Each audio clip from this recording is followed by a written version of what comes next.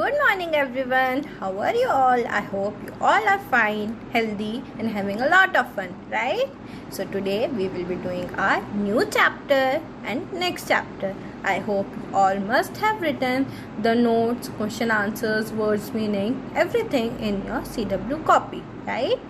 अगर आपने नहीं लिखा है अभी तक तो प्लीज लिख लीजिए. Okay, so today we will be starting our new chapter. Okay, A Crow in the House, Chapter 1, LR, Class 4. Okay, page number 1. Please open page number 1. A young boy and his grandfather decide to take care of an injured crow. Will they be able to help him live?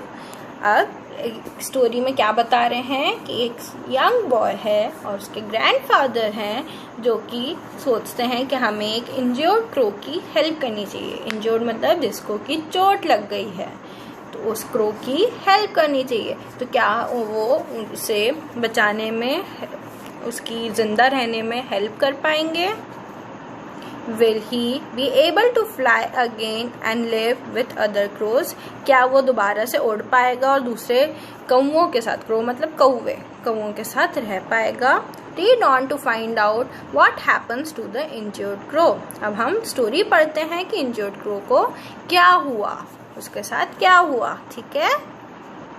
A young crow had fallen from its nest and was fluttering about on the road. It was in danger there. अब क्या हुआ, एक young crow था, छोटा सा crow था जो कि नेस्ट में से गिर गया, उसके घोंसले में से गिर गया और रोड पे फड़फड़ाते हुए जा रहा था. फड़फड़ाना मतलब जल्दी जल्दी. अब छोटा सा बच्चा है वो, तो उसको तैरना तो चलना तो आ नहीं रहा था, उड़ना भी नहीं आ रहा था, तो वो फ्लटर कर रहा था, मतलब धीरे धीरे अपने पंख खोल के उड़ने की कोशिश कर रहा था. और वो ऐसे करते करते रोड पे चला गया. वहाँ पे तो बहुत ज़्यादा डेंजरस है रोड पे चलना ऐसे, है ना? Why it is dangerous? Can you explain? Any moment it could be run over by a cart or a bicycle, or it could be seized by a cat. So I brought it home. अब क्यों dangerous था road पे चलना? Because वो तो इतना छोटा सा है, तो कोई भी कार्ट मतलब कि बैलगाड़ी या फिर कोई बाईसाइकिल मतलब कि साइकिल जो होती है वो उसके ऊपर से गुजर सकती थी, क्योंकि इतना छोटा सा था. तो बेबी वो था, यंग क्रो था, तो दिखता भी नहीं किसी को, तो वो उसके ऊपर से हो सकता था निकल जाते, या फिर कोई कैट उसको सीज कर लेती. सीज मतलब कि पकड़ लेती, है ना? सो ऑथर क्या करा, राइटर ने उसको घर लेके वो आ गया. It was in a sorry condition, बहुत बुरी हालत में था वो. Its beak was half open and it could not hold its head up. अब क्या हुआ, उसकी जो बीक मतलब चोंच जो थी वो आधी खुली हुई थी और वो अपना सर भी नहीं उठा पा रहा था. हम जब एकदम थक जाते हैं, एकदम बेहोशी की जब हालत होती है, तब जो इंसान है या कोई भी है वो अपना सर नहीं उठा सकता, वो एकदम हाथ पैर ढीले हो जाते हैं. तो उस तरीके से उसकी भी हालत हो रही थी, एकदम मरने जैसी.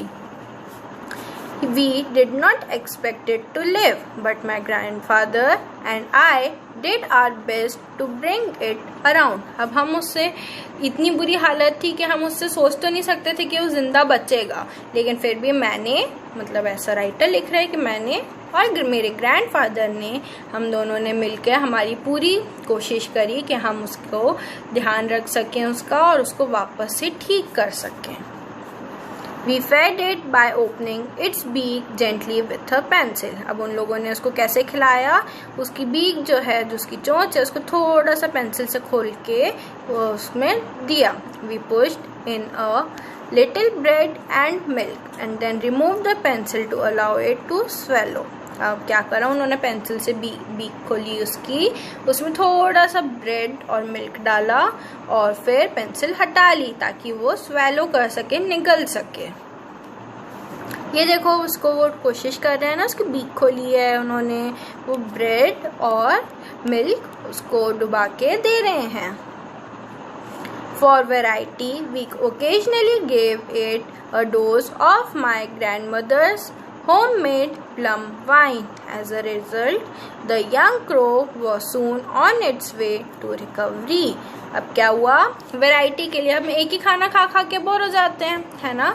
उसी तरीके से उसके लिए भी हम वैरायटी देने के लिए उसको वो लोग कभी कभार ग्रैंडमदर का, जो ग्रैंडमदर घर में प्लम वाइन बनाती हैं, वो दे दिया करते थे वैरायटी के लिए। लेकिन कभी कभी, ओकेजनली मतलब कभी कभार, बहुत दिनों में किसी एक दिन। तो उससे क्या हुआ, धीरे धीरे वो अलग अलग खाना खा के थोड़ा सा हेल्दी हुआ और वो जो है वो रिकवरी की तरफ आने लग गया, मतलब वो वापस से रिकवर होने लग गया। Now please turn the page, page number 2। This is our page. We were then prepared to let him go. हमने अब उसको छोड़ दिया कि वो उड़ जाएगा। We thought he would want to be free and go with the other crows, but he did not want his freedom. Instead, he made himself at home in our house. अब क्या हुआ, उन्होंने उसको छोड़ दिया क्रो को कि अब हम ये ठीक हो गया, ये चला जाएगा अपने दोस्तों के पास, बाकी क्रोस के पास, और अपनी ज़िंदगी जीने लग जाएगा। बट उसने क्या करा, ऐसा नहीं करा। वो उसी घर में उन्हीं के साथ रहने लग गया और वो उसने अपनी फ्रीडम जो है वो बाहर जाके उड़ना नहीं चाहता था, बाकी क्रो के साथ रहना नहीं चाहता था, वो इन्हीं के साथ रहने लग गया। My grandmother, Aunt Mabel, and even some of my grandfather's other pets did not like this, but there was no way of getting rid of the bird.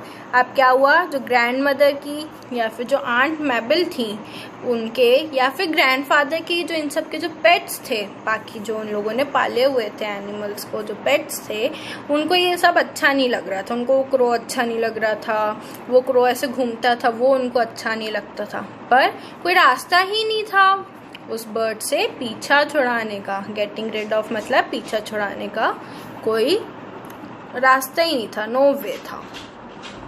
He took over the administration of the house. We were not sure he was male bird, but we called him Caesar. अब क्या हुआ, administration ले लिया उसने घर का। घर कैसे चलेगा, क्या होगा घर में, क्या करना रहेगा, ये सारी चीज़ें जो हैं, ये सारी जो एक्टिविटीज़ हैं घर की, उसने ले ली हैं। वो करने लगा था अलग अलग चीज़ें घर में। अब ये लोग जो थे वो, उनको मालूम तो नहीं था कि वो मेल है कि फीमेल है, बॉय है कि गर्ल है, लेकिन फिर भी उन्होंने उसका नाम क्या रख दिया, सीजर। सीजर बुलाने लग गए वो उसे, ठीक है, क्रो को। Before long Caesar was joining us at meal. Caesar क्या है, अब इन लोगों को मील, जब ये लोग खाना खाते थे, लंच करते थे, डिनर करते थे, तो सीजर जो है उनको ज्वाइन करता था। He dance over about on the dining table. अब वो क्या करता था, डाइनिंग टेबल पे चढ़ जाता था और डांस करने लगता था। He gave us no peace, उनको छोड़ता ही नहीं था वो, कब तक, जब तक कि till he had been given his small bowl of meat, soup and vegetables. वो इन लोगों को तब तक नहीं छोड़ता था इनका पीछा, जब तक कि ये लोग उसे एक बाउल में मीट, सूप और वेजिटेबल्स दे न दें, क्योंकि उसको भी भूख लगती होगी। तो ये लोग बैठे हैं तो उसका ऐसा रहता होगा कि हम भी खाना खाते हैं इन लोगों के साथ बैठ के, मैं भी खाना खाऊंगा सबके साथ। तो शायद उस वजह से वो जो है डांस करने लगा था। Page number 3, this is your page. He was always restless and curious. He was always looking into things. He would hop about a table to empty matchbox of its contents. अब क्या करता था, वो हमेशा restless रहता था, उसको बैठना नहीं रहता था, कुछ ना कुछ करते रहता था, और क्यूरियस भी था, नई नई चीज़ें जानने का भी बहुत शौक था। तो वो अलग अलग चीज़ों को दिन भर देखता रहता था। अब वो क्या करता था, कूद कूद के वो टेबल पे चढ़ जाता था और टेबल पे अपने मैच स्टिक, देखिए मैच बॉक्स के अंदर मैच स्टिक रहती है, तो मैच बॉक्स को खाली करता था, मतलब मैच स्टिक निकाल के बाहर पटक देता था और मैच बॉक्स जो खाली कर देता था। or rip the daily paper to shreds or overturn a vessel of flowers or tug at the tail of one of the dogs। या तो फिर अगर वो मैच बॉक्स खाली नहीं करता था तो क्या करता था, जो न्यूज़पेपर आते हैं डेली तो उसको वो छोटे छोटे टुकड़ों में काट देता था अपनी चोट से, या फिर वो जो वेसल जिसमें कि फ्लावर्स रखे रहते थे उसको टर्न कर देता था, उसको घुमा देता था, या फिर जो डॉग्स की जो पूंछ थी उसको खींचता रहता था, किसी न किसी डॉग की पूंछ को उसका बाल खींच लेता था। कितना नॉटी था वो, है ना? ऐसा करना चाहिए क्या? नहीं ना। That crow will be the ruin of us। ये जो क्रो है ये हम सबको खराब कर देगा। Grumbled grandmother। ग्रैंडमदर ने गुस्सा करके बोला। We did try putting Caesar in a cage। अब इन लोगों ने क्या करा कि हमने ट्राई तो करा केज में उसको रखने का, but he became very angry। पर वो बहुत गुस्सा हो गया। He cawed and flapped his wings so fiercely that we had to let him out again। So अब क्या हुआ, उन्होंने कोशिश तो करी केज में रखने की, लेकिन वो इतना ज़्यादा गुस्सा हो गया, इतना एंग्री हो गया कि वो अपने पंख जो है इतनी ज़ोर ज़ोर से फियर्सली मतलब बहुत फोर्सफुली और बहुत ज़ोर से अपने पंख जो हैं, अपने विंग्स जो हैं उसको फ्लैप करने लगा, मतलब फड़फड़ाने लगा कि हमें उसे छोड़ना ही पड़ा। तो उन लोगों ने उसको छोड़ दिया। It was better for our peace of mind to give him the run of the house। अब ये उनकी दिमाग की शांति के लिए था कि वो घर में घूमता रहे, क्योंकि वो बांधते तो वो चिल्लाने लगता, गुस्सा हो जाता, है ना। तो उस वजह से उन्होंने सोचा कि यही सही है कि हम उसको जो है छोड़ दें और उसको घूमने दें घर में। He did not show any desire to join the other crows in the banyan tree। Grandfather said this was because he was really a jungle crow, a raven, and probably felt superior to ordinary crows। अब क्या हुआ, उसने कभी भी ऐसी desire वो नहीं करी, वो तो खुले ही घूमता था, तो वो उड़ के बाहर भी जा सकता था, बाकी क्रोज के साथ भी जा सकता था, और ऐसा भी हो सकता था कि वो कभी भी घर पे ना आए, लेकिन वो ऐसा उसने कभी भी नहीं करा। उसने कभी भी बैनियन ट्री के ऊपर जो उतने भी क्रोज थे उनके पास भी जाके कभी नहीं वो बैठा, उनको कभी भी ज्वाइन नहीं करा। तो इस पे ग्रैंडफादर ने बोला कि हो सकता है ये इसलिए ऐसा करता हो क्योंकि वो एक जंगल का क्रो है, सिटी क्रो नहीं है, जंगल का क्रो है। लाइक रेवन भी एक तरीके का एनिमल होता है, तो उसके तरह होगा और वो खुद को बाकी क्रोज से सुपीरियर बताता होगा, सुपीरियर सोचता होगा, मतलब कि मैं इन लोगों के साथ नहीं बैठता, ये तो एकदम लोकल टाइप के हैं, मैं बहुत अच्छा हूँ, मैं बहुत ऊंचा हूँ, मतलब मैं उनसे बड़ा हूँ उन कुछ भी पकड़ने में जो इन लोगों की वो होती है ना, जैसे कि शिकार करने में, या सब इन सब में मैं उनसे अच्छा हूँ, तो मुझे इन लोगों के साथ नहीं बैठना करके वो ऐसा सोचता होगा। ऐसा ग्रैंडफादर ने बोला। सो ऐसा ग्रैंडफादर ने बोला कि शायद वो अपने आप को सुपीरियर बताता होगा बाकी ओरिजिनल नॉर्मल क्रोस के अलावा, ठीक है। So but it seem to me that Caesar had grown used to living with humans like a human। He had become proud and did not wish to mix with his own kind। लेकिन writer के हिसाब से writer ने बोला कि लेकिन मेरे हिसाब से मुझे ऐसा लगता है कि सीजर को आदत हो गई है ह्यूमंस के साथ रहते रहते, बड़े होते होते रहने की, लाइक अ ह्यूमन। सो वो जो है इस चीज़ पे बहुत ज़्यादा प्राउड फील करता है और उसको बाकी क्रोज के साथ मिलने जुलने का इसी रीज़न की वजह से मन नहीं करता। He would even pick a quarrel with Harold the hornbill, who was much larger than him। Perching on the top of Harold's cage, he would perk at the big bird's feet। Harold would swear and scold and try and catch Caesar through the bars। अब क्या हुआ, उसने Harold कौन है, hornbill, hornbill एक और bird होती है जो बहुत ज़्यादा बड़ी होती है, तो उसके साथ वो क्वारल मतलब लड़ाई भी करता था। क्या करता था वो, उसकी जो हैरोल्ड केज में रहती थी पिंजरे में, तो उसके पिंजरे के ऊपर बैठ जाता था और वहाँ से अपनी चोंच से उसके पैरों को ऐसे चोंच मारता रहता था। तो क्या होता था, हैरोल्ड जो है वो बहुत ज़्यादा चिढ़ जाती थी, फिर वो चिल्लाने लगती थी, गुस्सा करने लगती थी और वो सीजर को पकड़ने की कोशिश करती थी बार्स के थ्रू, मतलब कि केज के अंदर से उसको पकड़ने की कोशिश करती थी। Now please turn the page number 4. This is your page. In time, Caesar learned to talk a little, as ravens sometimes do, in a cracked voice. जैसे कि ravens करते हैं वैसे ही सीजर ने भी टूटा फूटा थोड़ा थोड़ा बोलना शुरू कर दिया था। He would sit for hours outside the window, banging on the glass with his beak and calling hello hello. अब वो क्या करता था, विंडो के बाहर जाके बैठ जाता था क्लास विंडो के पास, और वहाँ पे अपनी चोट से ग्लास को धीरे धीरे ऐसे टुक टुक टुक टुक मारते मारते क्या बोलता था, hello hello. He seemed to recognize the click of the gate when I came home from school and would come to the door with a hop, skip and a jump to say hello hello. अब क्या बोल रहा है, writer बोल रहा है कि उसको शायद मालूम चल जाता था गेट के बजने की उससे कि मैं घर आ गया हूँ स्कूल से, तो वो कूदते हुए जल्दी जल्दी भागते हुए जंप करते हुए आता था मुझे हेलो हेलो बोलने। I had also taught him to sit on my arm and say kiss kiss while he placed his head gently against my mouth. अब क्या हुआ कि मैं राइटर बोल रहा है कि मैंने उसको ये भी सिखा दिया था कि वो मेरी आर्म के पास आके बैठता था और वो किस किस बोलता था, और अपना जो सर है छोटा सा वो मेरे माउथ के पास रखता था ताकि मैं उसे किस कर सकूं। ऐसे मैंने उसको सिखाया था। On one of my aunt Mabel's visit, जब आंट मैबल की विजिट हुई, जब आंट मैबल आई मिलने इनसे, he flew up and sat on her arm and cracked kiss kiss. अब क्या हुआ, जब आंट मैबल आई तो वो उनके आर्म के ऊपर जाके बैठ गया, हाथ के ऊपर, और धीरे धीरे बोलने लगा किस किस।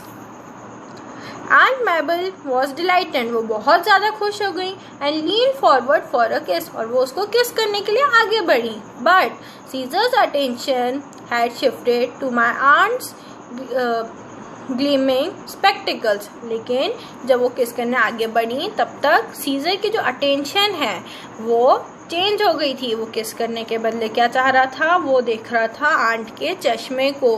ग्लेमिंग मतलब कि साफ सुथरा, स्पेक्टिकल्स मतलब चश्मा, ठीक है, specs.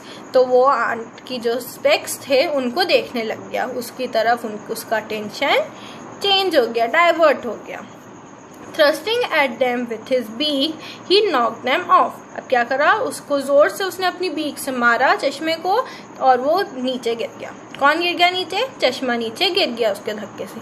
Aunt Mabel was never a success with pets. अब क्या हुआ, इससे ये समझ में आता है कि वो आंट मेबल और उसकी पटी नहीं ना, जमी नहीं दोनों की, क्योंकि उसने चश्मा उतार दिया। वो बेचारी डर गई होंगी, आपके कोई बर्ड आके आपके चश्मे के साथ ऐसा करेगी, आपके आइस के इतने पास जाएगी तो आपको अच्छा लगेगा क्या, डर जाओगे ना आप। और फिर उसने अपनी बीक से चश्मा भी गिरा दिया तो वो भी डर गई। तो उसी तरीके से ऑथर बता रहे हैं, राइटर बता रहे हैं कि जो आंट जो है ऐसी कुछ ना कुछ इंसिडेंट होते होते ऐसा हो गया कि उनके साथ कोई भी पेट की जम नहीं पाती, कोई भी पेट उनके साथ वो एडजस्ट नहीं कर पाते हैं दोनों एक दूसरे के साथ। ये देखो चश्मा नीचे गिरा दिया उसने, है ना।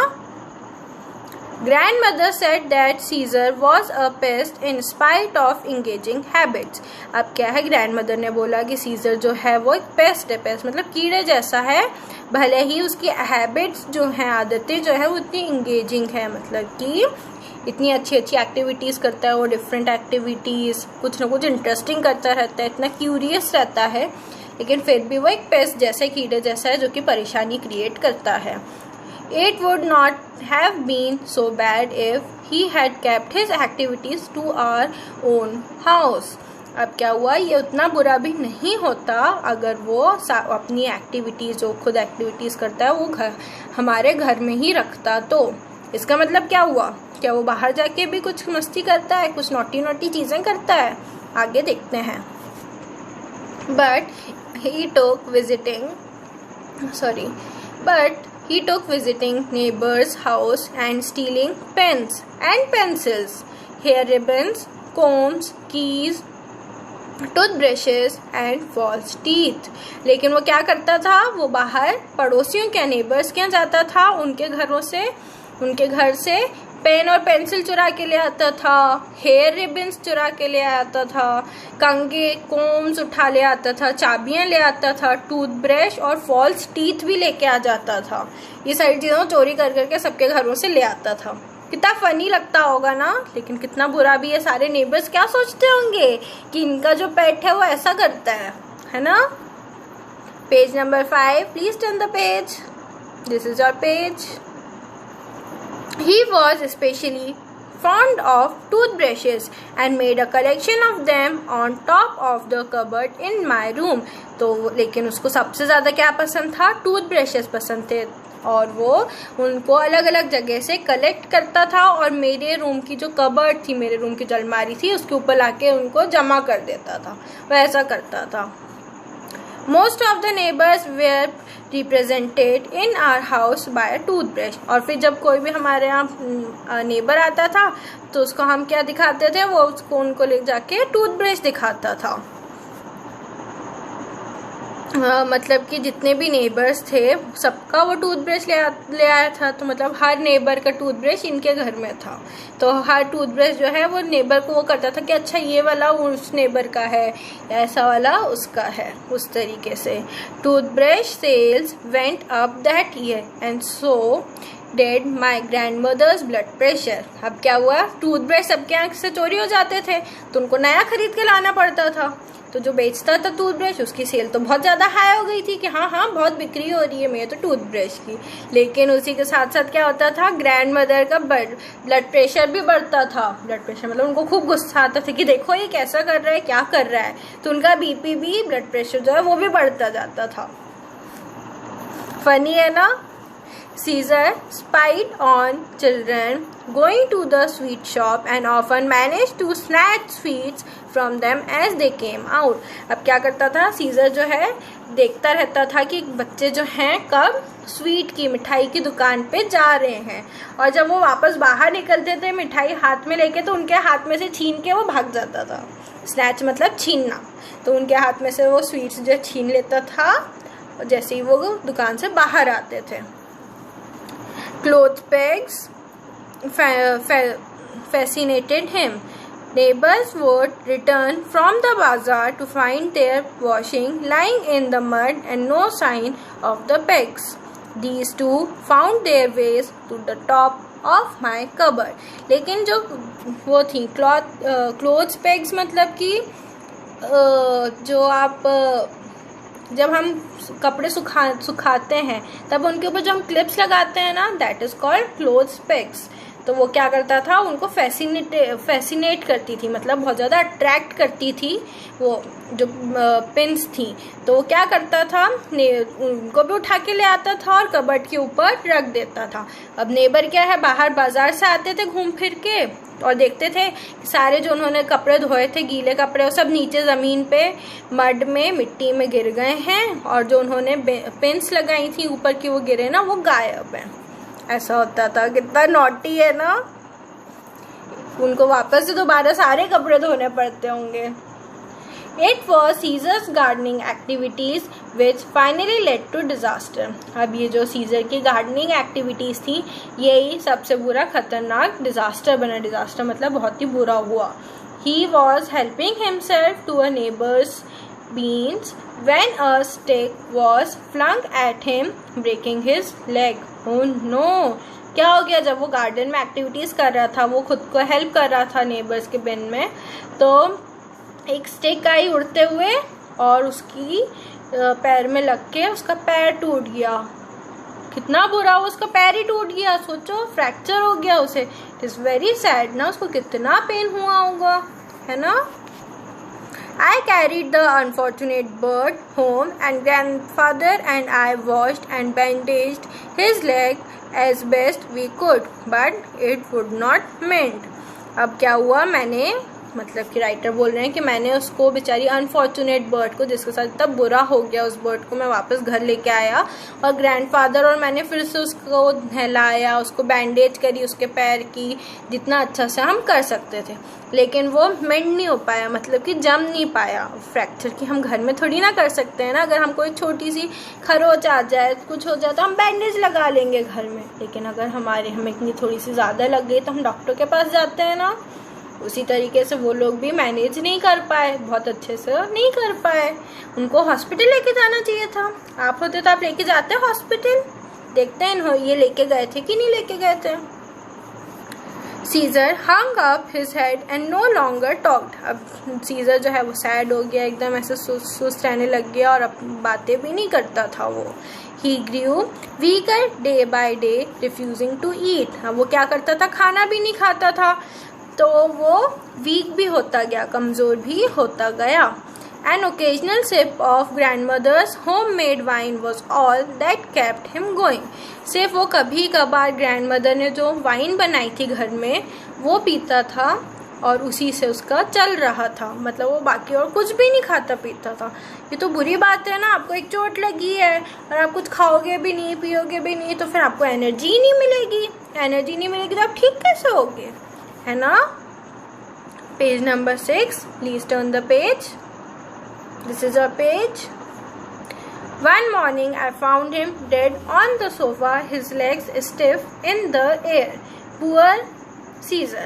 अब क्या हुआ, एक दिन राइटर उठा तो उसने देखा कि सोफे पे वो बेचारी की डेथ हो चुकी है, वो मर गया है और उसके जो पैर हैं वो हवा में एकदम कड़क होके हैं।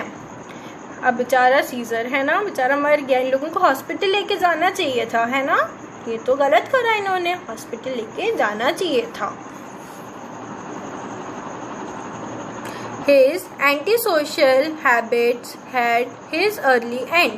अब वो जो मतलब सोशली अच्छे से सबके साथ नहीं रहता था, सब कुछ ना कुछ नॉटी चीज़ें करता रहता था, तो उससे वो जल्दी मर गया। अगर उसको पैर नहीं टूटता तो शायद वो और टाइम तक रहता सबके साथ, है ना।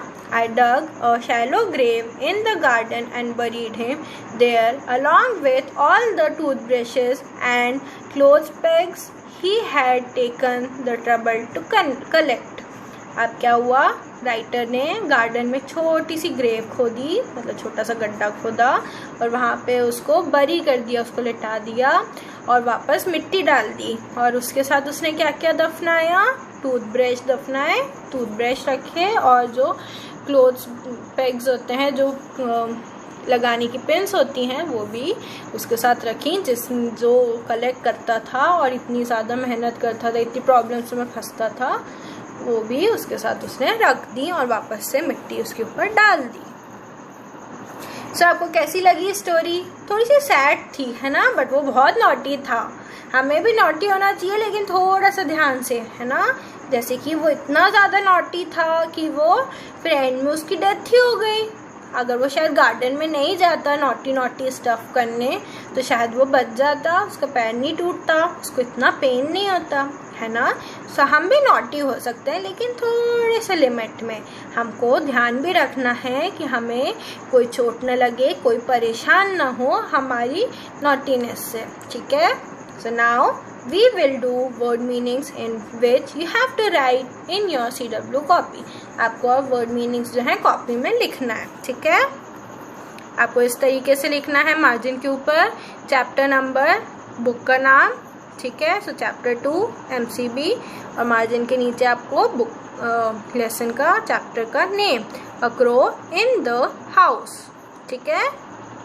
वर्ड मीनिंग्स 1, फर्स्ट फ्लटरिंग मतलब मूविंग लाइटली एंड क्विकली, मतलब उड़ने की वो कोशिश कर रहा था ना, तो धीरे धीरे अपने पंख जो है जल्दी जल्दी फड़फड़ा रहा था, हिला रहा था। सेकेंड सीज्ड मतलब कॉट मतलब पकड़ लेना। बिल्ली उसको पकड़ सकती थी ना, सीज कर सकती थी। थर्ड, ओकेजनली, ओकेजनली मतलब समटाइम्स बट नॉट ऑफन, कभी कभार लेकिन हमेशा नहीं।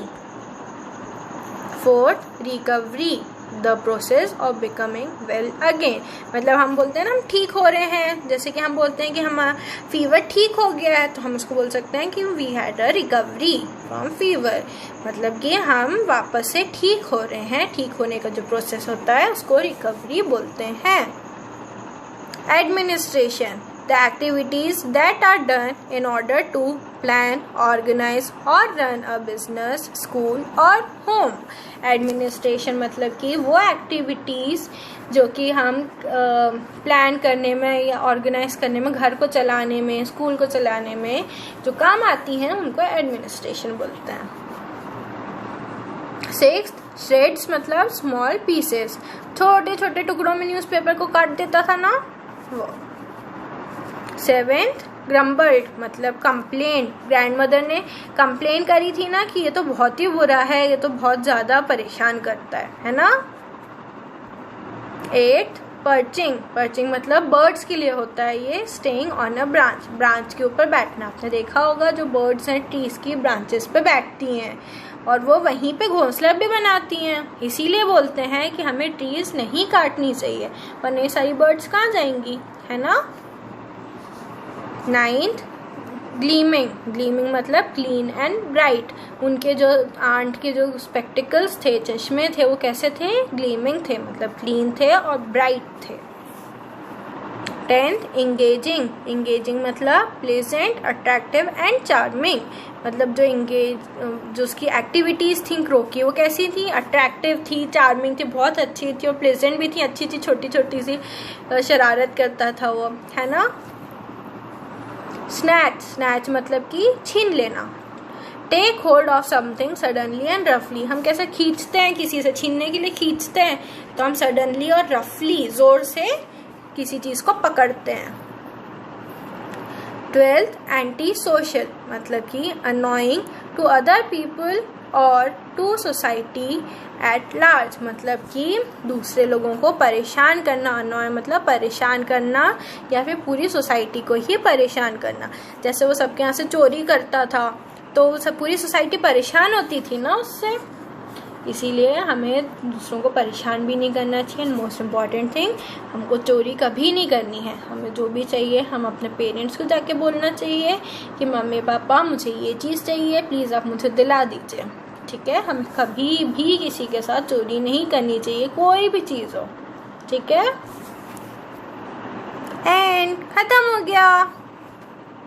आई होप आपने चैप्टर अच्छे से समझा होगा, आपको अच्छे से समझ में आया होगा और आपने इंजॉय भी करा होगा, right. So now please write word meanings and complete your copies, okay. Tomorrow we will be doing question answers and book exercise of this chapter, okay. Till then take care and be happy, bye.